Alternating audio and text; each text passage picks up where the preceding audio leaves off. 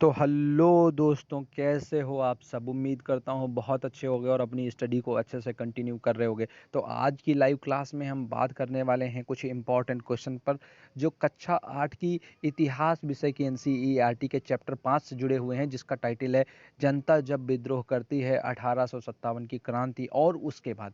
ये वीडियो मैंने मॉर्निंग में अपलोड किया हुआ है YouTube channel UPSC prime time पर अवेलेबल है। आप इस वीडियो को, इस लाइव क्लास को आंसर करने के बाद में भी जा कर के उस वीडियो को देख सकते हैं, अगर आप और ज़्यादा चीज़ें उस चैप्टर से जानना चाहते हैं तो आज की लाइव क्लास में जितने भी लोग जुड़े हुए हैं सभी लोगों को शुभ संध्या, good evening to all of you and welcome to all.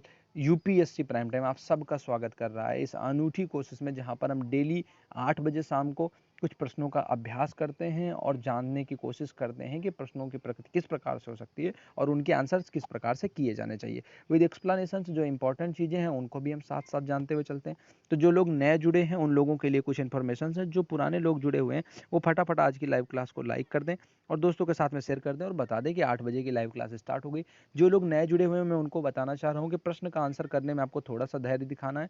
पहली चीज़, आपको प्रत्येक क्वेश्चन के साथ में उसका सीरियल जरूर लिखना है। मसलन पहले क्वेश्चन के साथ में 1 लिख करके फिर ए बी सी या फिर डी टाइप कीजिएगा। मैं क्वेश्चन पढ़ता हूँ, फिर 4 ऑप्शन पढ़ता हूँ, फिर आपको 10 सेकंड का टाइम देता हूँ आंसर करने के लिए। तो आप 10 सेकंड के बीच में कभी भी आंसर कर सकते हैं, या मेरा अंतिम जब मैं विकल्प पढ़ देता हूँ उसके बाद आप आंसर कीजिए, ताकि मैं आपके नाम को पढ़ पाऊँ, जो चैट में ज़्यादा ऊपर ना चला जाए। तो आप लाइक और शेयर करने पर ध्यान मत दीजिए, पहले क्वेश्चन की तरफ ध्यान दीजिए जहाँ से हम इस लाइव क्लास को स्टार्ट करें।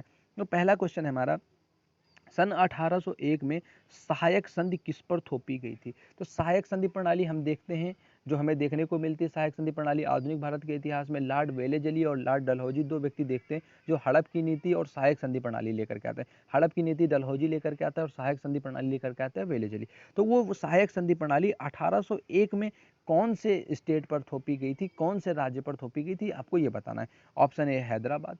कौन सी रियासत में थोपी गई थी? ऑप्शन बी है अवध, ऑप्शन सी है बिहार, या फिर ऑप्शन डी है निजाम पर। तो आपको बताना है हैदराबाद, अवध, बिहार या फिर निजाम, किस पर 1801 में सहायक संधि थोपी गई थी। तो आपको इस प्रश्न का आंसर करना है, 1 लिख करके ए बी सी या फिर डी टाइप कर दीजिए। आपके पास में 10 सेकंड का टाइम है।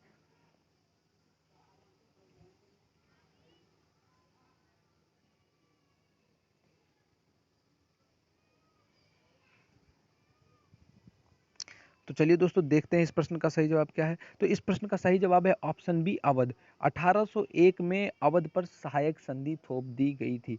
तो अवध पर सहायक संधि कब थोपी गई थी? वो थोपी गई थी 1801 में। 1801 में अवध को जो सहायक संधि थी उसे स्वीकार करने पर मजबूर कर दिया गया था। इसके अलावा जो हैदराबाद था वो पहला स्टेट था जिस पर सहायक संधि थोपी गई थी, जिसको सहायक संधि कबूल करने वाला जो पहला स्टेट था वो था हमारा हैदराबाद। और अवध पर 1801 में सहायक संधि लाद दी गई थी। सहायक संधि प्रणाली के अंतर्गत क्या होता था, एक ब्रिटिश रेजिडेंट आपको रखना होता था। इसके अलावा जो सेना होती थी वो आपको रखनी होती थी, जो कंपनी की सेना थी उसको रखना होता था, अपनी सेना को कम करना होता था, और उसका जो पूरा का पूरा खर्च था, भार था, वो उसी रियासत को व्यय करना पड़ता था जिसकी जो सहायक संधि को स्वीकार कर लेता था, और कंपनी उसके बदले में रक्षा का वचन देती थी। ये तमाम सारी चीजें थी जो सहायक संधि प्रणाली के अंतर्गत हमें देखने को मिलती हैं। तो ये हो गया हमारा पहला प्रश्न, और पहले प्रश्न का हमारा राइट ऑप्शन क्या हो गया?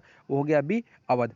अब बढ़ते हैं हमारे दूसरे प्रश्न की तरफ। तो हम अब देख लेते हैं हमारा दूसरा प्रश्न क्या है। तो अब जब आपको आंसर करना है तो 2 लिख करके फिर आपको ए बी सी या फिर डी टाइप करना है। तो हमारा दूसरा प्रश्न है, झांसी को किस आधार पर अंग्रेजों ने अपने राज्य में मिला लिया था? तो क्या बेसिस थे जिसके आधार पर झांसी को अंग्रेज जो है वो मिलाना चाहते थे, अपने राज्य में वापस कंपनी मिला लेना चाहती थी झांसी को? ऑप्शन ए है कुशासन के आधार पर, ऑप्शन बी है उत्तराधिकार के आधार पर, ऑप्शन सी है राजद्रोह के आधार पर, या फिर ऑप्शन डी है षड्यंत्र के आधार पर। तो आपको 2 लिख करके ए बी सी या फिर डी टाइप करना है और बताना है कुशासन, उत्तराधिकार, राजद्रोह या फिर षड्यंत्र। झांसी को किस आधार पर कंपनी अपने जो अंग्रेज थे वो अपने राज्य में मिला लेना चाहते थे? तो 10 सेकंड का टाइम आपके पास में है।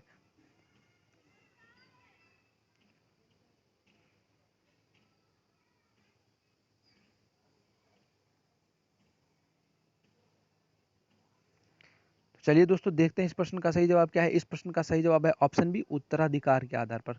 दोस्तों, होता क्या है कि रानी लक्ष्मीबाई और गंगाधर राव को कोई पुत्र नहीं होता। ऐसे में जब गंगाधर राव की मृत्यु हो जाती है तो अपने दत्तक पुत्र को रानी जो है क्या करना चाहती हैं, दामोदर राव को वो राजा बनाना चाहते हैं। लेकिन अंग्रेज क्या करते हैं, इस चीज़ से साफ इनकार कर देते हैं और कह देते हैं कि नहीं, अगर उत्तराधिकार सिर्फ और सिर्फ राजा के जन्मे पुत्र को ही हो सकता है, दत्तक पुत्र को उत्तराधिकार की प्राप्ति नहीं हो सकती है। जैसे नाना साहब के बारे में भी हमें देखने को मिलता है, जो पेशवा के दत्तक पुत्र होते हैं और उसके बाद में उनको भी क्या किया जाता है, पेंशन दे करके बिठूर भेज दिया जाता है। तो ऐसे में जो झांसी होती है उसको किस आधार पर मिला लिया जाता है, उत्तराधिकार के आधार पर मिला लिया जाता है। जबकि कुशासन के आरोप लगा करके, कुशासन का आरोप लगा करके अवध को अंग्रेजी राज्य में मिला लिया जाता है। तो इसलिए हमारे इस प्रश्न का सही जवाब हो जाएगा, दूसरे प्रश्न का सही जवाब क्या हो जाएगा, वो हो जाएगा उत्तराधिकार के आधार पर। तो दूसरे प्रश्न का सही जवाब है ऑप्शन बी, उत्तराधिकार। अब बढ़ते हैं हम अपने तीसरे प्रश्न की तरफ, और तीसरा प्रश्न हमारा कह रहा है कि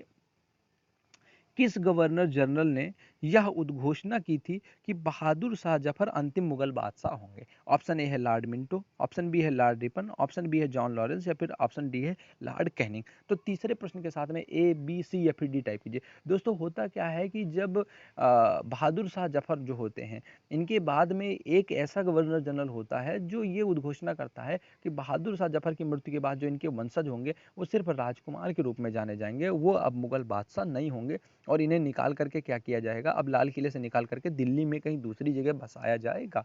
तो आपको उसका नाम बताना है, लॉर्ड मिंटो होते हैं, लॉर्ड रिपन होते हैं, जॉन लॉरेंस होते हैं, या फिर लॉर्ड कैनिंग होता है। तीसरे प्रश्न का आप आंसर दीजिए और मुझे बताइए कि गवर्नर जनरल कौन था जिसने ये उद्घोषणा की थी कि बहादुर शाह जफर अंतिम मुगल बादशाह होंगे। तो तीसरे प्रश्न का सही जवाब क्या है, ए बी सी या फिर डी टाइप कर दीजिए फटाफट, और मुझे बताइए तीसरे प्रश्न का सही जवाब क्या है। 10 सेकंड का टाइम मैं आपको दे रहा हूं।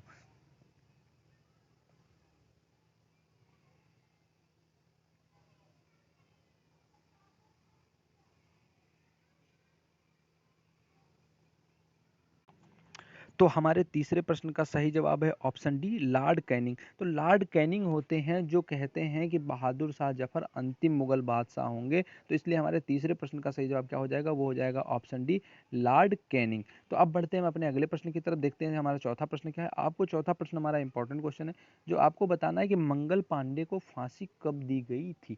तो जो मेरठ में विद्रोह होता है, सैनिक विद्रोह हमें देखने को मिलता है, उसके बाद में क्या होता है कि मंगल पांडे को शुरुआत में जब चर्बी वाले कारतूसों का इनकार करने और अपने जो सीनियर अफसर्स होते हैं उनके खिलाफ विद्रोह करने के आरोप में मंगल पांडे को फांसी दी जाती है। आपको बताना है वो फांसी कब दी गई थी। ऑप्शन ए है 29 मार्च 1857 को, ऑप्शन बी है 29 मई 1757 को, ऑप्शन सी है 19 मई 1857 को, और सॉरी 19 दिसंबर 1857 को, या फिर 22 जुलाई 1885 को। तो आपको बताना है मंगल पांडे को फांसी कब दी गई थी।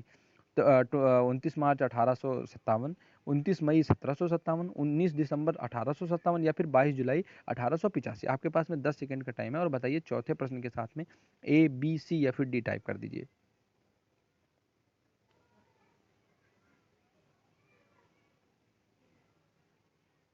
तो चलिए दोस्तों देखते हैं इस प्रश्न का सही जवाब क्या है। तो हमारे चौथे प्रश्न का सही जवाब है ऑप्शन ए, 29 मार्च 1857। दोस्तों चौथे प्रश्न का सही जवाब है ऑप्शन ए, मंगल पांडे को फांसी दी गई थी 29 मार्च 1857 को। जबकि 1885 में हमें क्या देखने को मिलता है, तो भारतीय राष्ट्रीय कांग्रेस की स्थापना देखने को मिलती है। इसके अलावा अगर हम बात करें 1757 की, तो यहाँ पर हमें क्या देखने को मिलता है, यहाँ पर हमें प्लासी का युद्ध देखने को मिलता है। तो मंगल पांडे को फांसी कब दी जाती है, वो दी जाती है 29 मार्च 1857 को। तो इसलिए हमारे चौथे प्रश्न का सही जवाब हो जाएगा ऑप्शन ए, 29 मार्च 1857। बढ़ते हैं हम अपने पांचवें प्रश्न की तरफ। हमारा पांचवा प्रश्न है, 1857 के विद्रोह में नाना साहब कहाँ से संबंधित थे। ठीक है दोस्तों, तो आपको बताना है कि जो नाना साहब थे वो कहाँ से रिलेट कर रहे थे 1857 के विद्रोह के समय में। ऑप्शन ए है बिहार, ऑप्शन बी है असम, ऑप्शन सी है कानपुर, या फिर ऑप्शन डी है अवध। इस प्रश्न का आंसर सभी लोगों को सही करना है। कुछ लोग डेली कंटिन्यूली सारी लाइव क्लासेस से को अटेंड करते हैं, तो मैं उनको बाय नेम भी जानता हूं, उन लोगों को तो खास तौर से आंसर सही करना है। बाकी जो लोग नए जुड़े हैं उन लोगों को भी आंसर सही करने की कोशिश करनी है, और आप सही आंसर कीजिए क्योंकि ये क्वेश्चन जो है वो बहुत आसान है। नाना साहब के बारे में सबने सुन रखा है, 1857 के विद्रोह में वो कहाँ का नेतृत्व कर रहे थे। आपके पास में 10 सेकंड का टाइम है।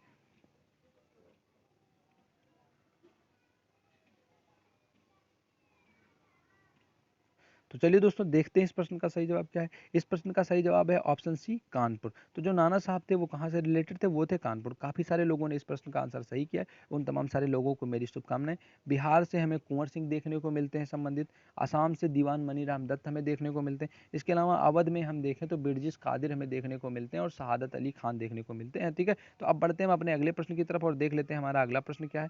हमारा अगला प्रश्न है बिरजिस कादिर का संबंध कहाँ से है। तो आपको बताना है यहाँ पर जो बिरजिस कादिर हैं इनका संबंध कहाँ से है। ठीक है, तो आपको बताना है option A Hyderabad, option B Awadh, option C Delhi या फिर ऑप्शन डी है बिहार से। तो आपको बताना है बिरजिस कादिर का संबंध कहाँ से है। अभी जस्ट पहले ही मैंने इस क्वेश्चन का आंसर आपको किया हुआ है, तो उम्मीद है कि कोई भी इस क्वेश्चन का आंसर गलत नहीं करेगा।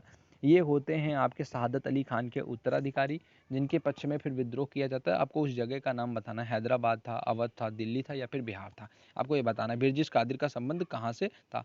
तो अब फटाफट हम देख लेते हैं अपने चौथे प्रश्न का सही जवाब क्या है। 10 सेकंड का टाइम है आपके पास में, जल्दी से टाइप कर दीजिए, फिर इस क्वेश्चन का आंसर हम देखते हैं। सॉरी, चौथा क्वेश्चन नहीं है, ये हमारा होगा छठवां या सातवां क्वेश्चन होगा। मैं सीरियल भूल गया हूँ, आप सीरियल याद रखिएगा और फिर आप बताइए कि बिरजिस कादिर जो है इनका संबंध कहाँ से है। Option A Hyderabad, option B Awadh, option C Delhi या फिर ऑप्शन डी बिहार से।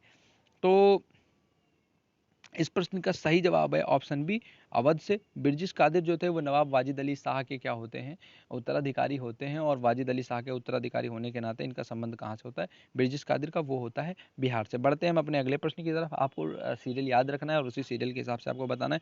आपको बताना है रानी अवंतीबाई लोधी का संबंध कहाँ से था। ठीक है, तो रानी अवंतीबाई लोधी जो है इनका संबंध 1857 की क्रांति में इनका भी विद्रोह में देखने को मिलता है। इनका संबंध कहाँ से था। Option A Awadh, option B Madhya Pradesh, option C Uttarakhand या फिर ऑप्शन डी दिल्ली। तो आपको बताना है रानी अवंतीबाई लोधी का संबंध कहाँ से था। तो आप फटाफट इस क्वेश्चन का आंसर करके बताइए कि रानी जो अवंतीबाई लोधी थी इनका संबंध कहाँ से था। आपके पास में 10 सेकंड का टाइम है। ये क्वेश्चन आपके लिए इंपॉर्टेंट हो सकता है, इसको आपको याद रखना है।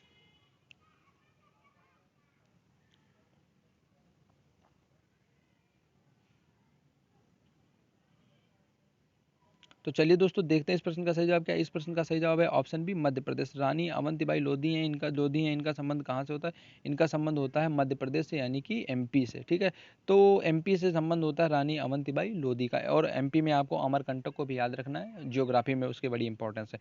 अगले क्वेश्चन की तरफ बढ़ते हैं। हमारा अगला क्वेश्चन है बरेली से संबंधित कौन था। तो आपको बताना है यहाँ पर कौन सा व्यक्ति है जो बरेली से संबंधित था 1857 की क्रांति में। ऑप्शन ए है बख्त खान, ऑप्शन बी है मनीराम दत्त, ऑप्शन सी है बिरजिस कादिर या फिर ऑप्शन डी है अबुल कलाम आज़ाद। तो आपको बताना है बरेली से रिलेटेड कौन था, बख्त खान, मनीराम दत्त, बिरजिस कादिर या फिर अबुल कलाम आज़ाद। तो आप क्वेश्चन के सीरियल के साथ में फिर ए बी सी या फिर डी टाइप कर दीजिए और मुझे बताइए इस प्रश्न का सही जवाब क्या था। आपके पास में 10 सेकंड का टाइम है।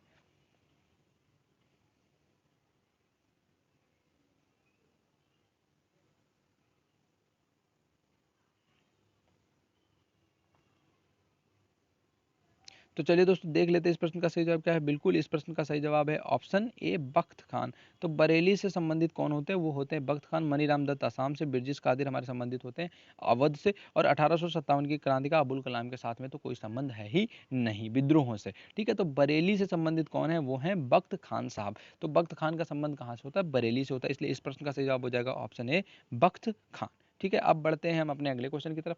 आपको बताना है बहादुर शाह जफर की मृत्यु कब हुई थी। Option A 1862, option B 1962, option C 1845, option B 1762। तो अंतिम मुगल सम्राट बहादुर शाह जफर, जिसे रंगून में दफनाया गया और उसकी कब्र पर लिखा है कि ये इतना बदनसीब है कि इसे अपने देश में, अपने वतन में 2 गज जमी भी नसीब नहीं हुई। उस बहादुर शाह जफर के बारे में आप बताइए कि उसकी मृत्यु कब हुई थी। 1862 में, 1962 में, 1845 में या फिर 1762 में। 10 सेकंड का टाइम है आपके पास में। ए बी या फिर सी या फिर डी टाइप कर दीजिए।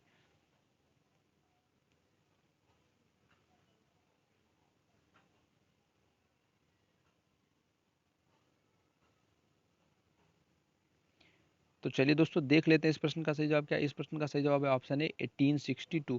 तो जो बहादुर शाह जफर होता है, इसकी मृत्यु कब होती है, इसकी मृत्यु होती है 1862 में। दोस्तों क्या होता है, 1857 की क्रांति के बाद में जब अंग्रेज वापस से कब्जा करते हैं दिल्ली के ऊपर, तो बहादुर शाह जफर के सामने ही इसके बेटों को गोली मार दी जाती है और बहादुर शाह जफर को उनकी पत्नी के साथ में फिर क्या किया जाता है, काले पानी की सजा दे दी जाती है और उन्हें रंगून भेज दिया जाता है।